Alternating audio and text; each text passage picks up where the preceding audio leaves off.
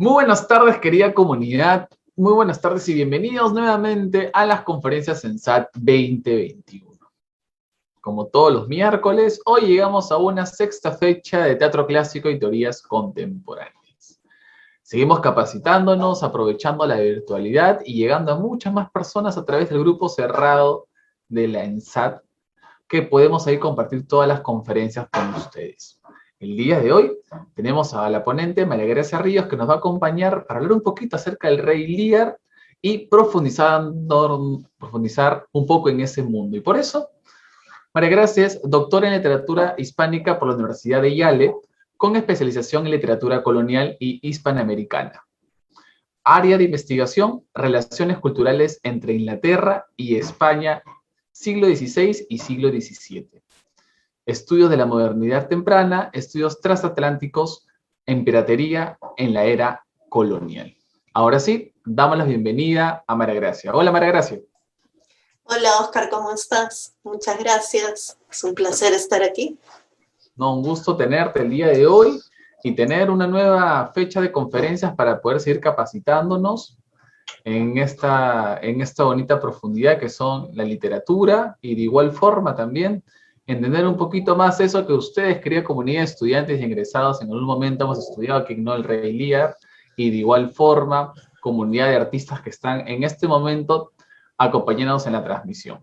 Y aprovecho para comentarles de que luego de la conferencia vamos a tener unos pequeños minutos para responder a dudas y preguntas que ustedes tengan. Los invitamos por ese motivo a que puedan escribir cualquier duda a través del chat de este live, que al final vamos a tener unos minutos para responder a todas esas dudas. Ahora sí, María Gracia, comenzamos entonces la ponencia. Ok, perfecto, muchas gracias. Bueno, buenas tardes con todos, en verdad es un placer estar aquí, como ya les dije. La ponencia de hoy tiene que ver en realidad con la lectura que hace el crítico marxista Terry Eagleton sobre el rey Lear. Entonces lo que les quiero presentar es una presentación que está dividida básicamente en dos partes, ¿no? Porque en la primera parte lo que quiero es explicarles en qué consiste hacer crítica marxista literaria. Me parece que es importante entender ciertos conceptos y explicar, digamos, cómo desde una crítica marxista se puede leer una obra como El Rey Lear. Una vez que tengamos eso un poco más claro, ya podemos pasar a ver los conceptos que utiliza Terry Eagleton para hablar de la obra, ¿no? En base también a este pensamiento marxista. Entonces voy a pasar a compartir pantalla. Tengo preparado acá un PowerPoint para acompañarme en mi presentación. Y bien, Terry Eagleton nace en Inglaterra en 1943. Es un crítico literario, teórico e intelectual muy conocido, ¿no? Ha escrito más de 40 libros. Y se le conoce principalmente por su libro que se llama Introducción a la Teoría Literaria, que es de 1983. Es un libro tan popular que se han vendido como 75.000 copias. El libro se caracteriza sobre todo por demostrar que la teoría literaria siempre puede ser política. Entonces es un crítico de corte marxista, ¿no? Y esto vamos a ver que es muy importante también para entender lo que va a decir sobre Shakespeare y sobre el rey Lear. Los tres libros que tienen aquí son los libros donde Eagleton hace una crítica de la tragedia del rey Lear. El primero de ellos es un libro muy temprano, en 1986, y luego vuelve a hacer, es más o menos la misma crítica reformulada con nuevos conceptos, que es en el libro After Theory, en español se conoce como Después de la Teoría, y finalmente en este último de 2015, que es Hope Without Optimism, que es Esperanza sin optimismo, traducido en español, ¿no? Entonces, ¿por qué el interés de Eagleton por William Shakespeare? Obvio, es un crítico literario. William Shakespeare es el gran exponente de la literatura de lengua anglosajona, pero más allá de eso, ¿no? Su interés radica, como él lo explica en la introducción a este libro de Victor Kiernan, La tragedia tiende a emerger en un contexto en el que el orden tradicional está vigente, pero se está entrando en conflicto con fuerzas que lo rechazan, ¿no? Entonces eso es importante para entender la obra de Shakespeare, pero también particularmente esta tragedia en particular, ¿no? Porque estamos viendo un conflicto, evidentemente, pero un conflicto de dos fuerzas, y desde la forma que lo vamos a interpretar en esa presentación, dos fuerzas que sobre todo tienen un conflicto que tiene que ver con temas sociales y económicos particularmente, ¿no? Entonces, en el caso de Shakespeare se ve el surgimiento gradual de nuevas fuerzas históricas conectadas al crecimiento de la burguesía. Él, para hablar propiamente del Rey Lear, ¿no? También nos menciona que el Rey Lear está situado en gran pobreza, opresión, mal gobierno y los efectos de toda una máquina social, ¿no? Entonces, de ahí vemos el interés que tiene tanto por Shakespeare como por la obra del Rey Lear y las obras que ha escrito al respecto. Entonces,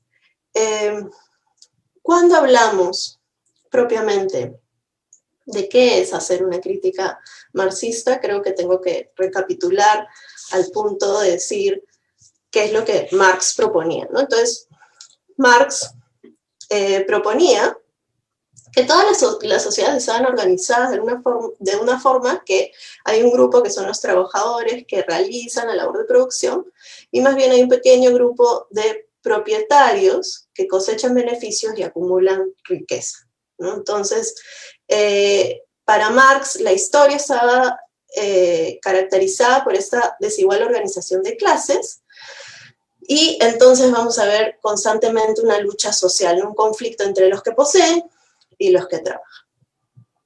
Entonces, con el comercio llega una nueva clase de mercaderes que acumulan riqueza y desarrollan estructuras políticas y sociales más apropiada a la manera de hacer negocios y hacer contratos, ¿no? Entonces, los ideales van a ser los de libre comercio, libertades individuales, en oposición a los ideales de obediencia y lealtad de la sociedad feudal, ¿no? Entonces hay un cambio brusco en las formas de pensar una vez que ingresamos a ese mundo del capitalismo, ¿no? Entonces, y la ideología va a ser muy importante en ese sentido, porque es la ideología, digamos, que es lo que la clase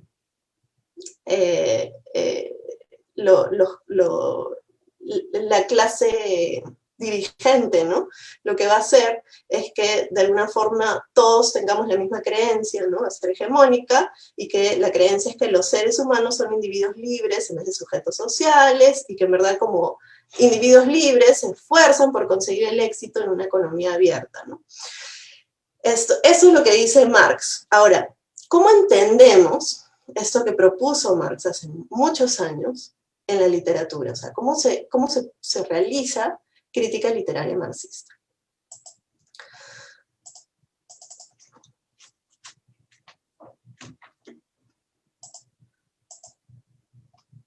Entonces, ¿qué implica hacerlo? Implica situar la obra literaria en un contexto social, económico, histórico, y ver cómo se desarrolla esta obra literaria con los ideales y valores que circulan en la sociedad de su momento, ¿no? Esa es una forma de hacerlo. La otra forma es también entender cómo la ideología actúa en la literatura, ¿no? O sea, cómo esta creencia imperante que dan las clases dirigentes se ve manifestada en la literatura. Entonces, ¿qué pasa con El Rey Lear? El Rey Lear es una obra muy interesante porque en sí misma está representando esto, está representando este cambio entre un pensamiento feudal a uno del capitalismo, ¿no? Es la entrada a la burguesía, ¿no? Y el mismo protagonista representa ese cambio, ¿no? Entonces, para pensar en hacer una lectura marxista de esta obra, primero deberíamos enfocarnos en pensar en el contexto histórico, ¿no? La obra se produce en 1606, y este es un momento, el principio del siglo XVII en Inglaterra, es un momento interesante, ¿no? Porque es un momento en que estos comerciantes urbanos, esta nueva clase de mercaderes y pequeños industriales ya son más ricos que la nobleza feudal. Entonces tienen más dinero, han acumulado más capital que lo que tenían antes los dueños de las tierras, ¿no?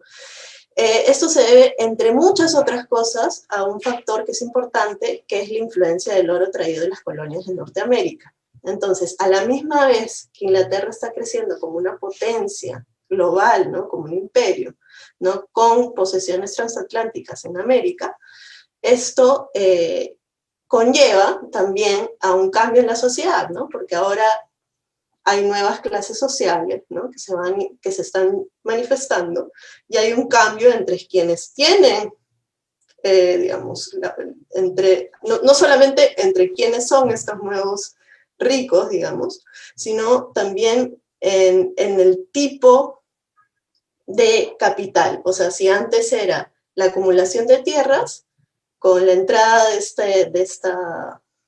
de la modernidad, ¿no? Lo que vemos es ahora la acumulación de capital, ¿no? De dinero, ¿no? Entonces, ya hay una especie de ruina de la aristocracia, ¿no? Ya no son los mismos los aristócratas los que tienen más capital con respecto a las otras clases sociales, sino que ha surgido esta nueva clase social que además obliga a que la clase aristócrata tenga que vender sus tierras, ¿no? Porque va a necesitar capital. Ahora que la sociedad se mueve a través de contratos y dinero, va a necesitar capital, y para poder tener ese capital necesita vender las tierras, y se van generando estos nuevos propietarios, ¿no? Muchos nobles se encuentran con títulos, pero sin tierras, como se menciona aquí, y la clase comerciante representa los comienzos de una estructura social más dependiente de relaciones de contrato y acuerdo, ¿no? Eso también va a ser muy importante, cómo las relaciones entre las personas van a ir cambiando, que es un tema crucial en la obra de la que vamos a hablar a continuación. Entonces, ¿qué pasa en El Rey Lear, ¿no? El Rey Lear es la historia de un propietario aristócrata que cuando ya está en avanzada edad decide dejar sus tierras a sus 3 hijas, ¿no? Dividir sus tierras entre sus 3 hijas, y lo primero que hacen en una de las primeras escenas de la obra es decirle a las 3 hijas que les digan cuánto lo quieren, y correspondiente cuánto lo quieren es que él les va a dar las tierras, ¿no? La menor, que es con quien mejor se lleva, Cordelia, le dice que no puede medir su amor. Es una parte que vamos a analizar porque es muy importante. Y él decide despojarla de todo, ¿no? Dejarla sola. Mientras tanto, las otras 2, las mayores, él hace una suerte de contrato con ellas en que se tienen que quedar con él una vez al mes, él se queda con sus 100 sirvientes y ellas tienen que cuidarlo. Bueno, finalmente lo que ocurre es que las 2 no quieren hacerse cargo de él, se quedan con las tierras pero no quieren hacerse cargo de él, y al final prácticamente lo botan, ¿no?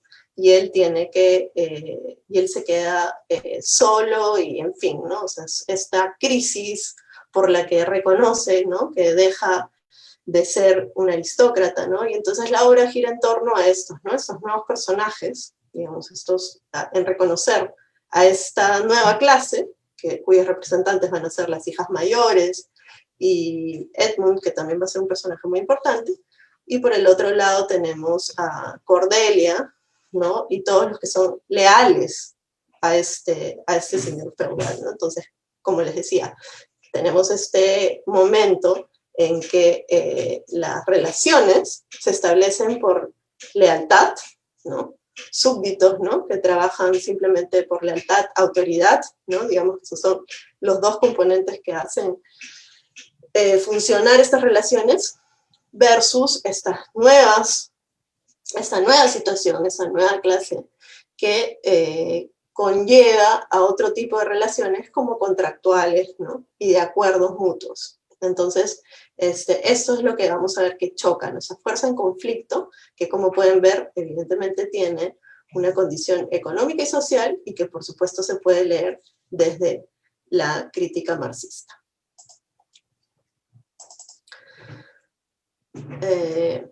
Bien. Entonces, Lear, el protagonista, entiende, ¿no? Se sitúa dentro de estas relaciones sociales que giran alrededor de las nociones feudales de servicio y obligación. Entonces, su caída es la crisis de esta aristocracia. Y más bien, para esta nueva clase comerciante, como lo van a hacer las hijas mayores, ¿no?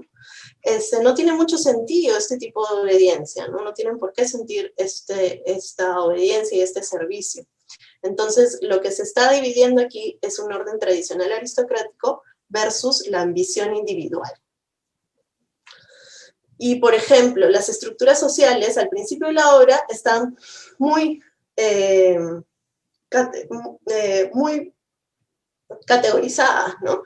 Y esto es, por ejemplo, un diálogo que existe entre Edmund y Kent, cuando Gloucester le presenta a Kent Edmund, que es su hijo bastardo, y le dice: el conde de Kent, recuérdalo siempre como mi honorable amigo. A vuestro servicio, señor. Os doy mi amistad y aspiro a conoceros mejor. Señor, me afanaré por merecerlo, ¿no? Entonces, estas relaciones que desde el comienzo se están estableciendo, que hay clases sociales, ¿no? Y que hay un intento de Edmund por querer ser reconocido como la clase social de la nobleza. Y entonces, lo que ocurre cuando Lear le dice a sus hijas que tienen que decirle cuánto lo quieren para poder establecer el cuánto les va a dar de tierras, es un problema, ¿no? O sea, este es, digamos, el conflicto. El conflicto es que él le está está situando las relaciones a través de un intercambio mercantil. Es decir, le está dándole un precio al amor que sus hijas pueden tener por él. Entonces, Cordelia, que va a ser además, digamos, es un personaje central, porque es un poco la que viene a intentar restaurar este orden, ¿no? que Lear no entiende y no le quiere hacer caso. Ella se revela porque reconoce que su padre está infringiendo este sistema aristocrático, está dándole características de este nuevo orden al sistema a este sistema feudal de lealtad y obligación, ¿no? Le está dando lo está mediatizando con lo mercantil, ¿no? Entonces, las hermanas mayores, Goneril y Regan, representan más bien esta otra sensibilidad, la de decirle al padre: sí, padre, te amo con toda mi alma, mis palabras no son suficientes para decirte cuánto te amo, y darle un precio a ese amor, que al final está solamente mediatizado por sus propios intereses, ¿no? Tanto a Goneril como a Regan, lo único que les interesa son su prosperar y crecer económicamente, ¿no? Y es un pensamiento absolutamente individualista, ¿no? No están pensando en los demás, y por eso representan este nuevo orden, ¿no? Pero quien mejor representa ese nuevo orden va a ser Edmund, que es el hijo bastardo del conde, ¿no? Entonces, Edmund representa esta nueva clase social porque representa este individualismo en su máxima expresión y su empeño por querer subir de nivel social, ¿no? Entonces, una cosa que vamos a ver, y obviamente esto es un personaje absolutamente cínico, ¿no? Llevado casi a su extremo, ¿no? Es que el sistema que él representa es un sistema que también está caracterizado por la desconfianza, ¿no? Mientras tenemos a estos otros personajes que son los que representan la lealtad, los que representan, que consideran al rey leal como una figura de autoridad. Por el contrario, a los personajes que representan ese nuevo mundo, como lo son las hermanas mayores, sus respectivos esposos, y Edmund sobre todo, están caracterizados por la desconfianza, ¿no? Por desconfiar en el otro, por generar conflicto, además, con el objetivo de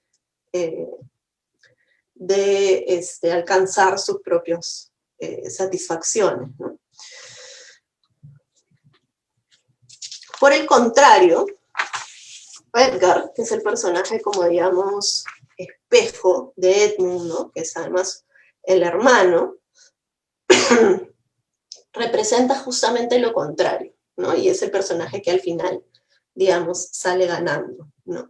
Y evidentemente la obra tiene digamos, una lectura más a favor de esta nobleza que de esa nueva clase social, ¿no? Pero Edgar representa más bien las ideas feudales de servicio y lealtad que Edmund está despreciando, ¿no?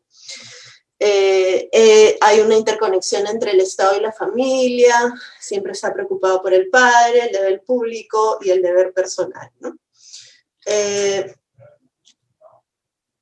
Bien, otros personajes que van a ser muy importantes también para generar estos dos polos, ¿no?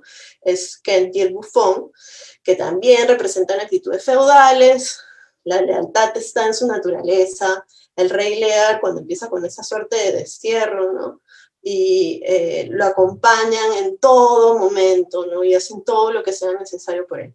La figura del bufón va a ser súper interesante porque es una figura que de alguna forma muestra este mundo al revés, ¿no? Desde el comienzo le está diciendo a Lear, tú has generado este quiebre en el orden natural de tu rango social por haber mercantilizado las relaciones entre tus hijas y tú, ¿no? Entonces siempre hay este tono de burla y el discurso, digamos, mediatizado por la locura, que sirve mucho para dar cuenta de cuál es el verdadero conflicto.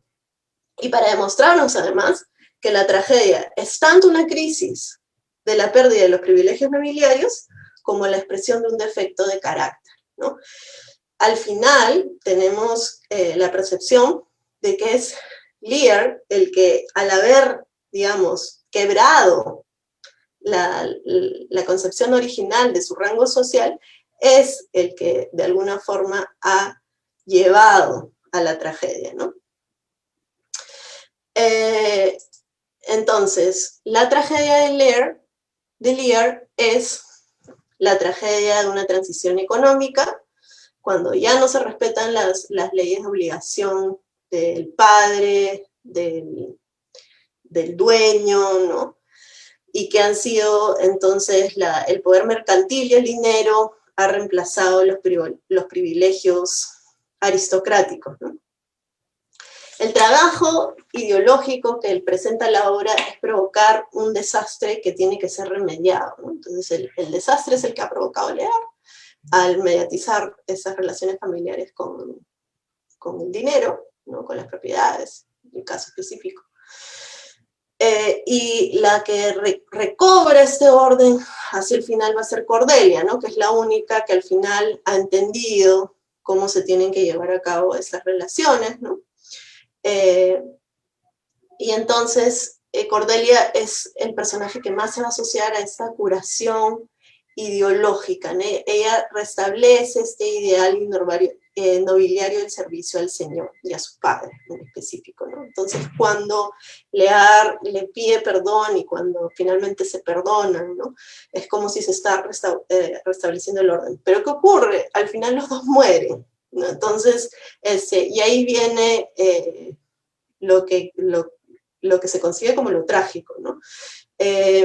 Y entonces nos deja la pregunta, porque al final es Edgar el que asume el rol del poderoso, y nos deja la pregunta de por qué termina así, ¿no? O sea, ¿qué quiere decir esto? Si al final estamos diciendo que este orden feudal está mucho mejor visto que, digamos, esta nueva clase emergente, porque las tragedias de las hijas y del propio Edmund obviamente son llevadas al extremo, y Edgar como representante de esta clase feudal y leal, evidentemente sale victorioso, ¿no?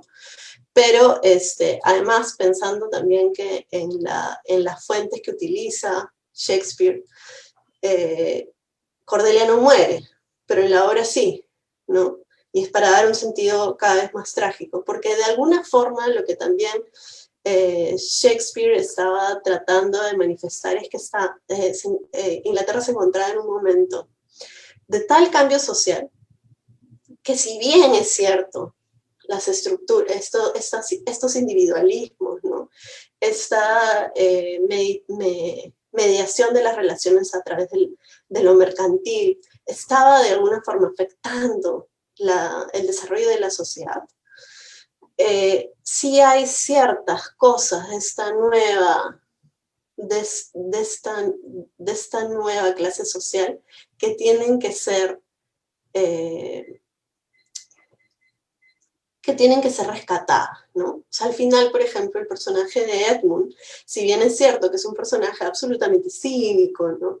Que es el personaje, digamos, retratado desde su mayor vileza, ¿no? También es un personaje que es sumamente práctico, ¿no? Sumamente pragmático. Entonces, algunas de las cosas de lo que representa Edmund también deberían conjugarse con el mundo de la nobleza, ¿no? Y hay mucha crítica, evidentemente, a la nobleza como esa clase dirigente que no ha sabido reconocerse y no ha sabido reconocer sus excesos, ¿no? Entonces, como se pueden dar cuenta, es importante cómo Lear se presenta también como un ejemplo de que se está generando un conflicto entre lo antiguo y lo nuevo, pero también en qué medida hay que resolverlo, ¿no? A pesar de que estamos hablando de que es una tragedia, y obviamente el final es sumamente trágico, siempre hay un sentido de esperanza, ¿no? Que es lo que voy a hablarles a continuación. Entonces, esto nos sirve para tener digamos, un referente de qué significa entender esta obra en estos términos. Y es una obra, de hecho, muy particular para poder poner en práctica la crítica marxista, porque efectivamente nos está mostrando un momento de cambio de estructuras sociales que tienen que ver con componentes económicos. Entonces, obviamente, la lectura marxista es esencial para entender una obra de esta naturaleza. Ahora bien, ¿qué es lo que hace Eagleton con esta obra, ¿no? Entonces yo les decía que había estos 3 libros en donde él reproduce un poco su lectura de El Rey Lear, y lo que hace es proponer, en mi entender, 3 conceptos, ¿no? Bueno, conceptos que además va redefiniendo, cambiando, ¿no? Lo interesante también de leer esos 3 textos, ¿no? El libro sobre William Shakespeare, el After Theory y el de Esperanza sin optimismo, es que uno ve la progresión del pensamiento de Eagleton con respecto al Rey Lear, ¿no? Entonces, digamos que la lectura común está en los 3, ¿no? Él repite un poco lo que presentó en 1986, pero lo ha ido como que conceptualizando conforme ha transcurrido el tiempo. Y entonces yo concibo que hay como 3 conceptos que él trabaja a partir de esta obra, ¿no? Y que nos permiten además pues entender evidentemente muchas otras cosas. La primera va a ser lo que él reconoce en un momento como la política de la nada. Lo segundo va a ser lo que también reconoce como una moralidad materialista, que además se conciben otros tipos de conceptos dentro de esto que él reconoce como la moralidad materialista. Y finalmente, ya en su libro Esperanza sin optimismo, que es el último libro, ¿no? Donde define más su pensamiento sobre el Rey Lear, yo reconozco aquí como esta gran digamos, este gran conflicto entre lo que significa la esperanza y la tragedia, y cómo resolverlo, ¿no? Entonces, voy a hablar entonces de estos tres conceptos, cómo se ven en la obra y qué es lo que Hilton quiere decir con cada uno de ellos. La política de la nada. Entonces tenemos esta primera escena de la obra, ya hemos hablado un poco de ella. Lear quiere dejar sus tierras a las hijas y les dice a las hijas, oigan, me tienen que decir cuánto me quieren para que yo diga ya cuánto les voy a dar, ¿no? Una escena además que nos habla también de este momento en Inglaterra de un imperialismo global, ¿no? Porque saca un mapa, ¿no? Y distribuye los territorios en este gran mapa, ¿no? Porque tiene todas estas propiedades, ¿no? Y en vez de dividir las propiedades entre tres, quiere que las hijas le digan cuánto lo quieren y a partir de eso él puede dividir estos territorios, ¿no? Entonces la primera, Goneril, le dice, te amo tanto que no lo puedo manifestar en palabras. El amor que yo te tengo es el amor más preciado que tengo, es a nadie amo como te amo a ti, etc., ¿no? Entonces él decide darle un tercio de sus tierras.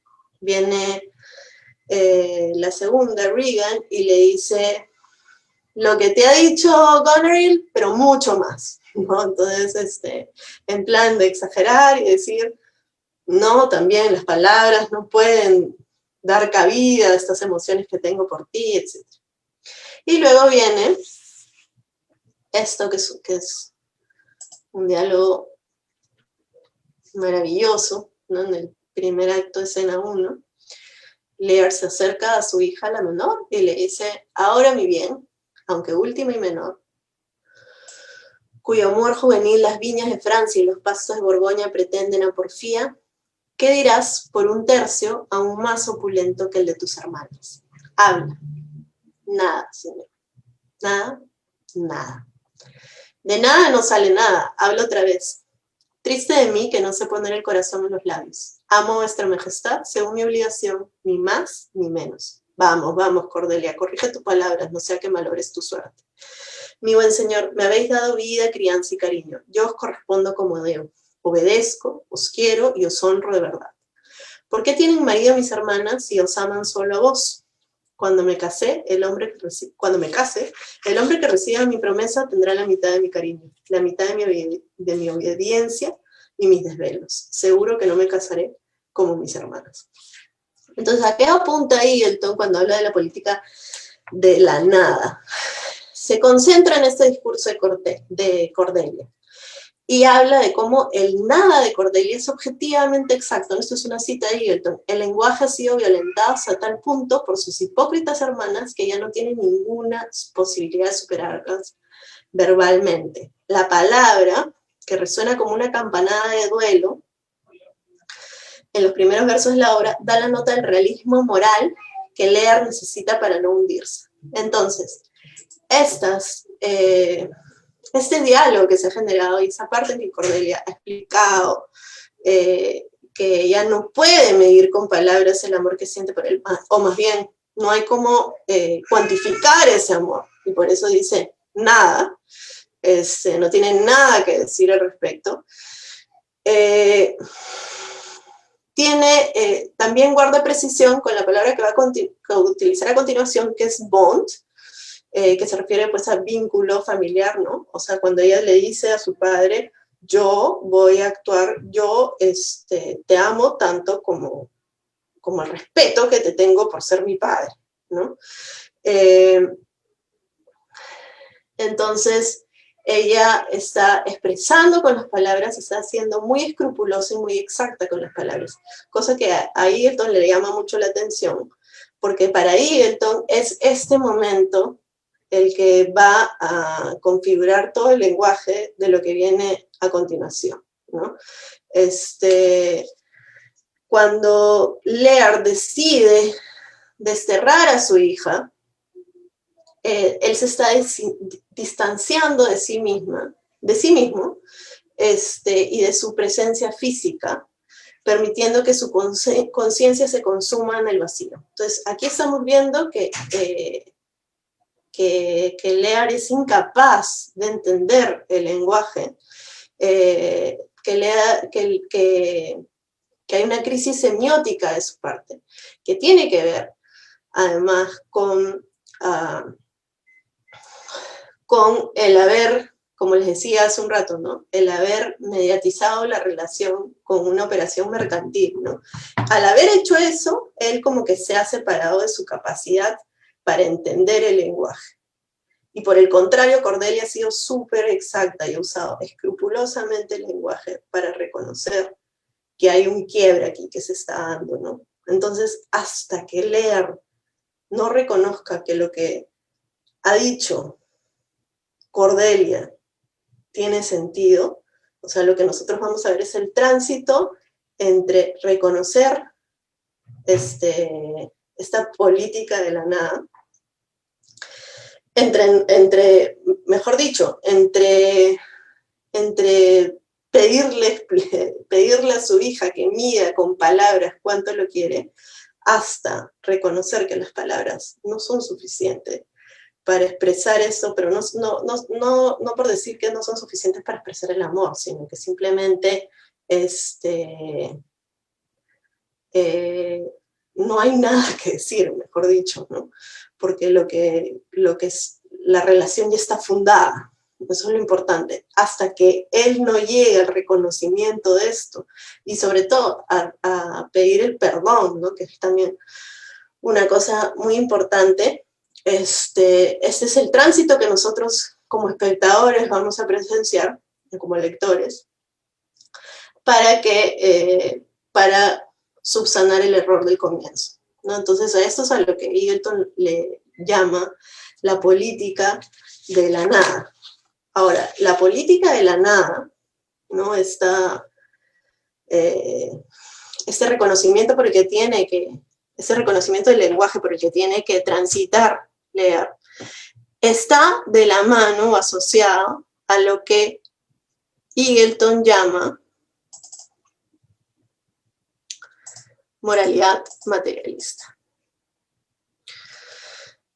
Bueno, sí, quería también que veamos esta cita, ¿no? Con respecto a lo que decía del lenguaje, ¿no? Porque este es el momento ya en el acto cuarto, escena 6, donde Lear se da cuenta de estas palabras sin sentido, ¿no? Estos significantes vacíos, que han existido toda su vida, ¿no? Vaya, Goneril con barba blanca. Me adularon como perros salameros, diciendo que tenía pelos blancos en la barba antes que me salieran los negros. Decir sí y no cada vez que yo decía sí y no es mala teología. Cuando vino la lluvia y me mojó y el viento me hizo tiritar, cuando el trueno no callaba a pesar de mis órdenes, ahí los pillé, ahí los calé. Claro, no son hombres de palabra. Me decían que yo lo era todo. Mentira, no soy inmune a las fieles. Ahora, esto nos permite entrar al otro concepto que íbamos a hablar sobre moralidad materialista. ¿Por qué?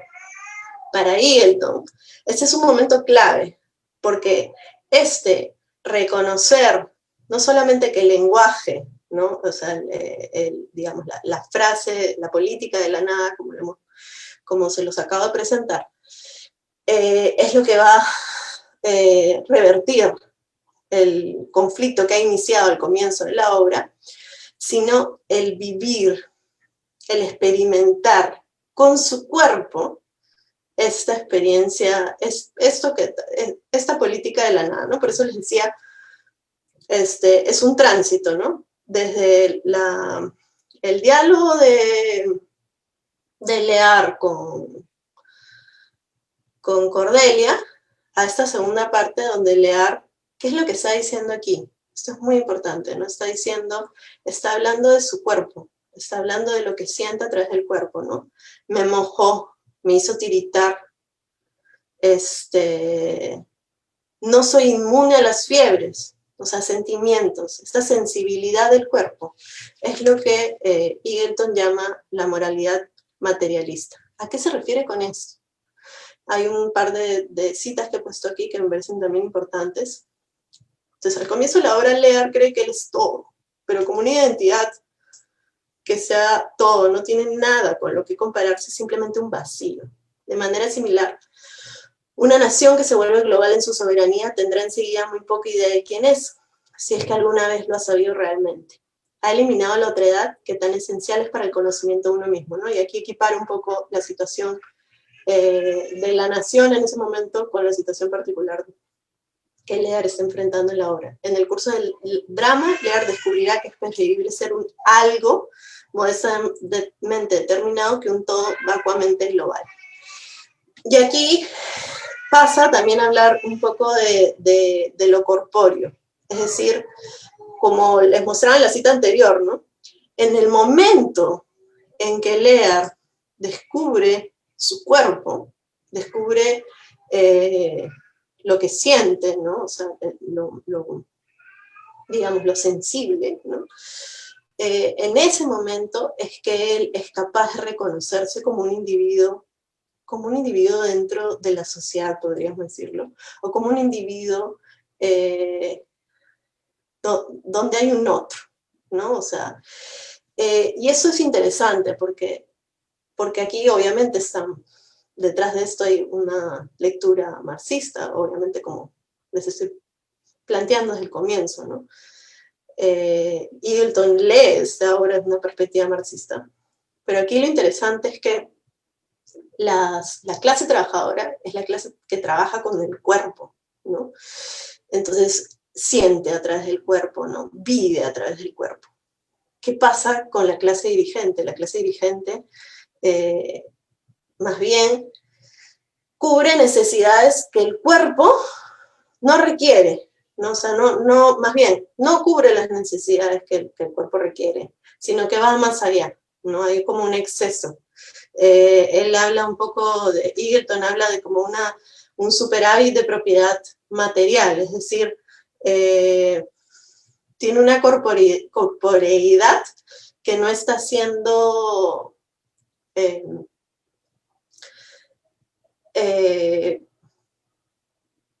digamos, que está siendo llevada al exceso, esa es la palabra, ¿no? Que está siendo llevada al exceso porque se está consumiendo más de lo que se necesita, y entonces este exceso de posesiones materiales lo que hacen es aislarlo de la compasión. Es como si tuviera capas, ¿no? Capas de posesiones, que no le permiten reconocer al otro, reconocer al mundo.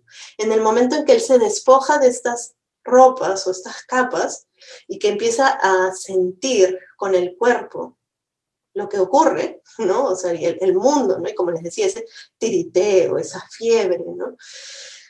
Cuando entra en esa amistad, digamos, entre lo corpóreo y el alma, ¿no? Cuando se genera esa dialéctica, es cuando él es capaz de reconocer a un otro, ¿no? Entonces es un proceso de conocimiento el que ocurre, que le llama Eagleton como una moralidad materialista, ¿no? Y entonces se refiere justamente a entender cuando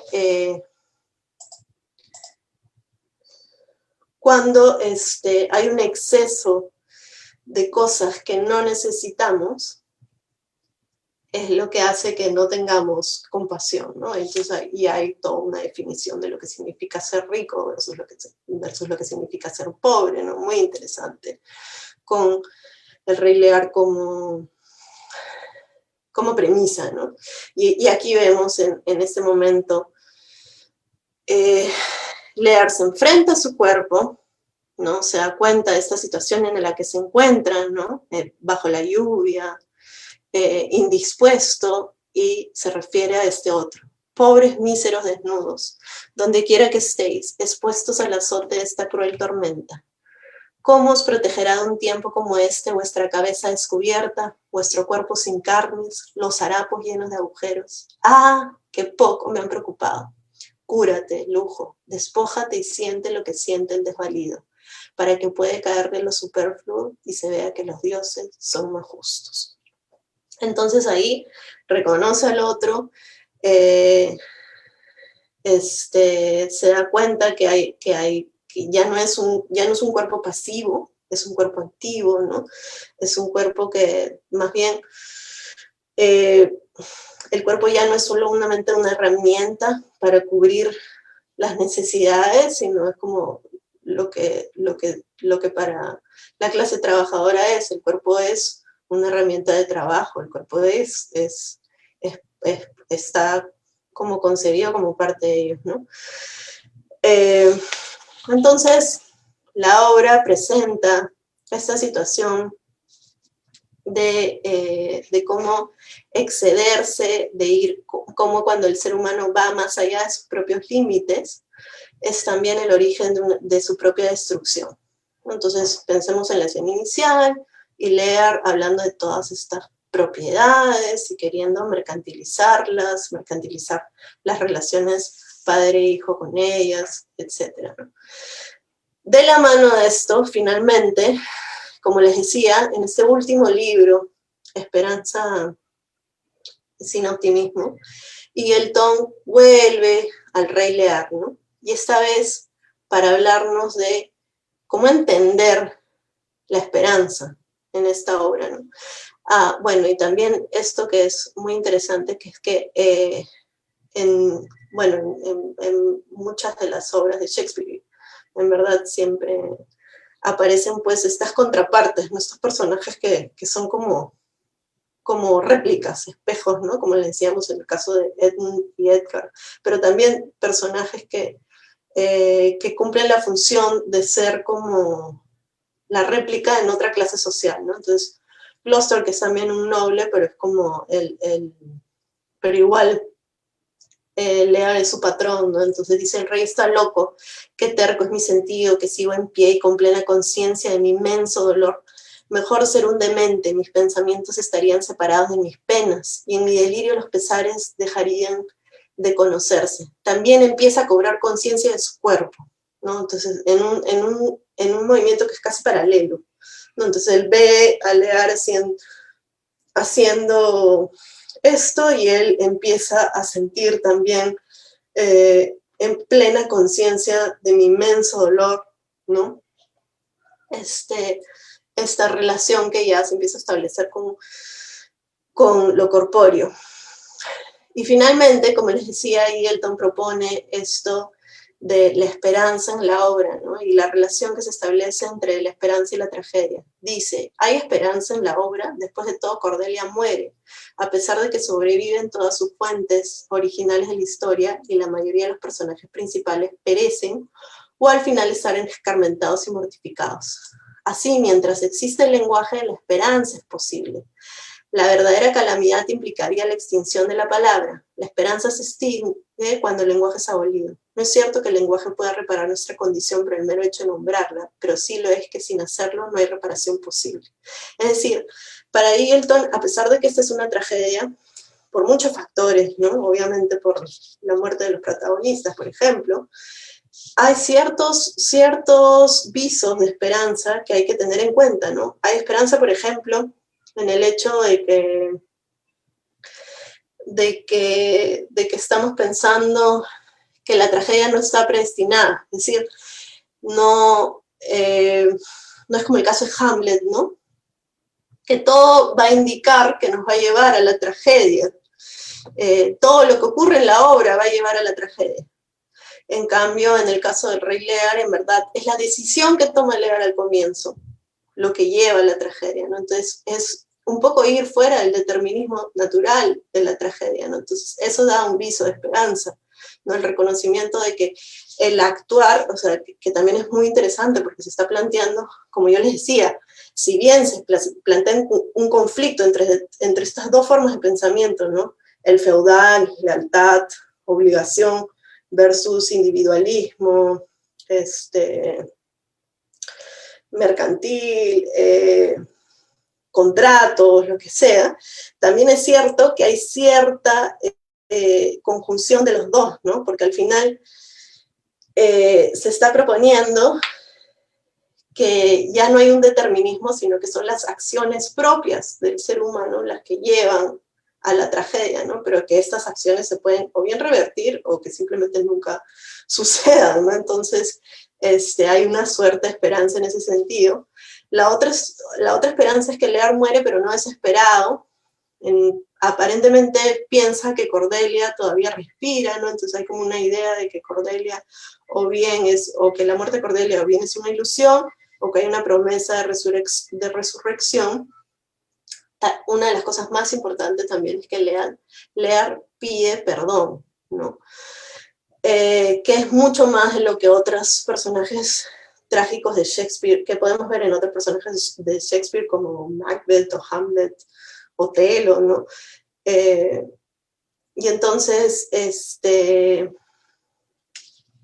finalmente lo que dice Eagleton es que la capacidad de poner todo en el lenguaje, ¿no?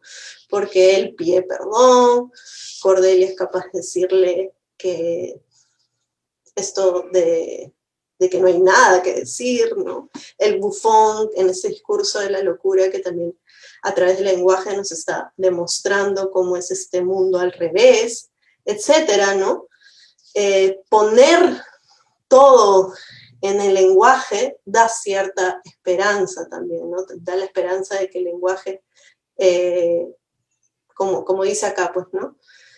No puede reparar la condición, pero sí lo es que sin hacerlo no hay reparación posible, ¿no? Y el perdón va a ser muy importante en esta obra, ¿no?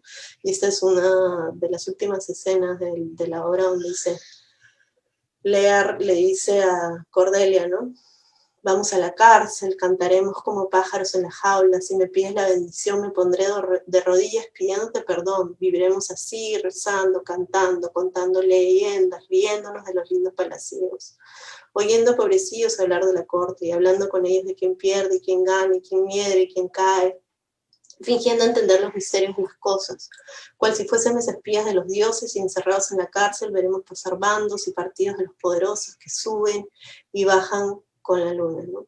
Y entonces termina con esa suerte de esperanza que da el lenguaje, ¿no? El poder transmitirlo todo a través de la palabra.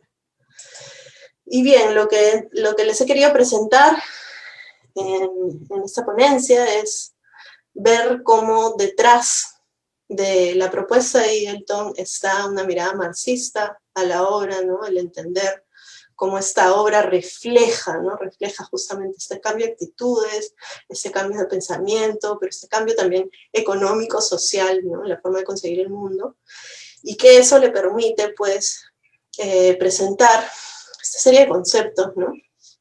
Que he dividido en tres partes, ¿no? Para hablarnos de, sobre todo, la relación que se establece entre Lear y su hija Cordelia, y lo que el lenguaje viene a representar en esta obra. Y nada, bueno, muchas gracias. Muchas gracias a ti, María Gracia, por la ponencia. De igual forma, hacemos la invitación a la comunidad a que hagan sus preguntas, sus dudas acerca del expuesto. Por María Gracia, en estos momentos vamos a irnos unos minutitos a unos comerciales, es que regresamos, tómense ese tiempo para reflexionar y escribir todas sus dudas a través del chat. En unos minutos regresamos. Gracias.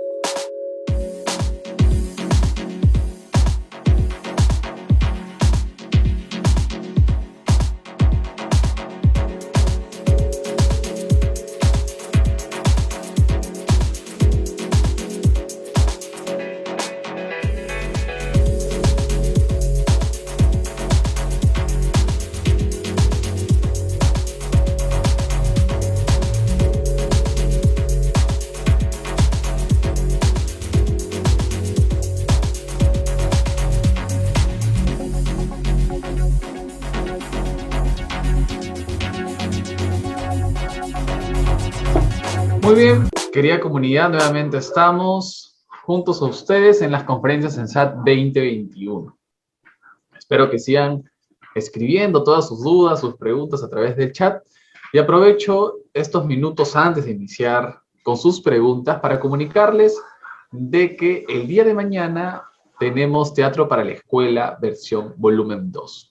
Es una publicación digital acerca del teatro para la escuela, proyecto que tiene como iniciativa la reflexión sobre la teatralidad que se genera en las aulas escolares. El día de mañana va a ser a las 11 de la mañana. Como pueden ver en el flyer, van a estar participando Daisy Sánchez, Linda García, Yanina Vargas, Cristian Saldívar y Miguel Augusto. Esta es una iniciativa de Dirección de Investigación de la Escuela Nacional Superior de Arte Dramático. Así es que está hecha la invitación para el día jueves a las 11 de la mañana a través Facebook Live de la página oficial de ENSAT Investigación. Ahora sí, aprovecho también para comunicarles que el día de mañana, yo sé que también algunos están esperando eso, van a estar los resultados de las 4 becas de los talleres que van a iniciar. Mañana se hace el sorteo y la publicación creo que es al mediodía, así es que van a poder ver los ganadores a través de la página oficial de la escuela.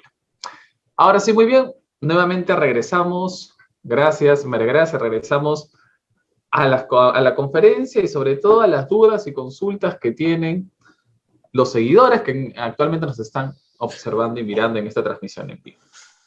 María Gracia, nos preguntan,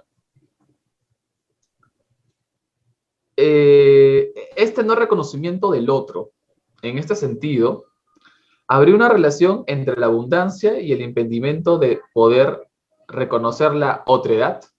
¿Qué tendría que ver con la relación de poder que esto genera?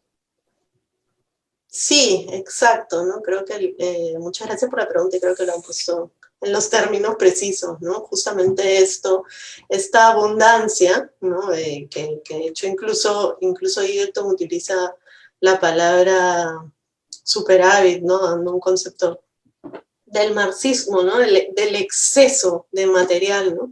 Lo que hace es que el Lear no pueda reconocer que existe un otro, ¿no? Y es en el momento en que se despoja de estas vestiduras, ¿no? En un término metafórico, pero que tiene que ver justamente con estas posesiones materiales, ¿no? Ya dejó de tener esas posesiones materiales, pero ya no solamente es dejar las posesiones materiales de lado, sino reconocer el cuerpo, ¿no? La sensibilidad. Para Egerton, en el momento en que él se reencuentra con su cuerpo, y obviamente por eso les decía que también viene detrás de ello, hay toda una reflexión marxista también, ¿no? Porque es el cuerpo el que usa la clase trabajadora, ¿no? Entonces, cuando se reencuentra con su cuerpo es que puede reconocer el otro, ¿no? Y obviamente, pues, hay una frase, no sé si la tengo por acá, pero es súper interesante, ¿no? Cuando habla de cómo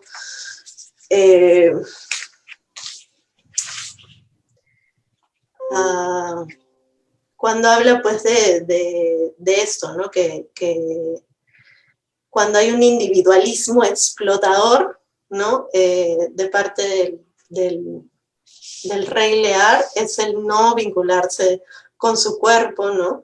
Y justamente se crean pues estas relaciones de poder, ¿no? Y de autoritarismo. Así es. Perfecto, muchas gracias por la respuesta, María Gracia. Invitamos a la comunidad a que hagan sus preguntas a través del chat para seguir un poquito indagando acerca del rey Lear. Un clásico de Shakespeare, muy estudiado, y también muchos trabajos audiovisuales presentados en muchos momentos. A mí lo que me lleva a pensar, María Gracia, es una de las claves, ¿no? Que se ve en casi toda la historia, es que a los buenos las cosas no les salen tan bien, ¿no? Suele tratar de verse de ese punto de vista, quizás yo, ¿no? A la hermana buena, por ejemplo, Cordelia, pues, no sé, la honestidad le sale un poco cara, ¿no? Y igual forman los personajes, ¿no? ¿Qué podemos hablar acerca de ello? Bueno, sí, Cordelia es un personaje muy importante, ¿no? Evidentemente es Cordelia la que un poco dispara toda la acción dramática, ¿no? Y es a partir de esto, como Egerton señala, la política de la nada, lo que hace este proceso que tiene que ocurrir en el caso del Rey Lear, ¿no? Entonces, sí, ciertamente, y por eso hacia el final les decía un poco de cómo, sí, es una tragedia, Cordelia muere, mueren todos, ¿no? Incluso muere Lear después de la reconciliación, cuando uno pensaría, pues, es el mejor momento de la obra, ¿no?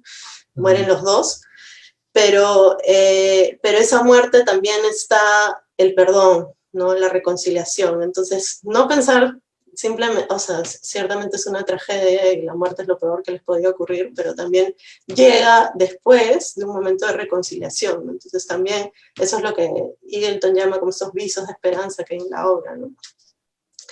Que no necesariamente es tan trágico a pesar de, porque logran reconciliarse, ¿no? Y logra ella cubrir la demanda que su primera intervención genera en la acción dramática, ¿no?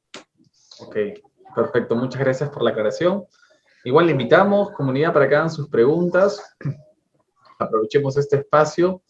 ¿Se podría decir, María Gracia, que los padres representan al viejo sistema? Sí, en el caso de esta obra sí. Está, bueno, Lear, que obviamente es el padre, el más representativo de todos, que representa ese viejo sistema, pero también va a estar Gloucester, que es el otro gran padre, ¿no? Pero interesante que en el caso de Gloucester están también esta réplica de los hijos que presentan las dos variantes, ¿no? Uno que es este individualismo al extremo y este otro que va a ser justamente la lealtad en extremo, y que de alguna forma, que es además el que permanece, ¿no? El que termina siendo la autoridad y por lo tanto es un representante de este viejo sistema, pero con las nuevas reglas, ¿no? Así es. Muchas gracias, María Gracia. Muy bien.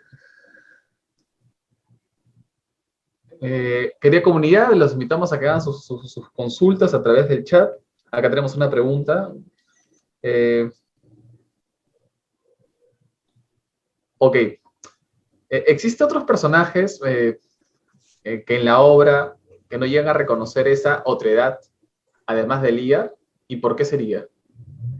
Bueno, creo que el que no reconoce esa otredad, o sea, digamos que el que representa este individualismo al extremo sería Edmund, ¿no? Que además, pues obviamente es el representante máximo de esta nueva clase mercantil que está buscando en todo momento, pues, subir. Además, hay un tema de subir de nivel, de subir de clase, ¿no? Por ser el hijo bastardo de un noble y por querer reconocerse como legítimo, y por eso tiene que primero desaparecer al hermano legítimo y luego empezar a generar relaciones con las hijas de Lear en virtud de poder cada vez ir ascendiendo, ¿no? Pero también es interesante cómo cuando él muere hay cierto reconocimiento de su mala praxis, ¿no? Entonces también es un personaje que, si bien es llevado al extremo, hacia el final vemos un reconocimiento y una suerte de reconciliación, ¿no? Con lo que representan, digamos, los personajes buenos, ¿no? Ok. Una consulta viene rondando, ¿por qué hay una ausencia maternal en la obra?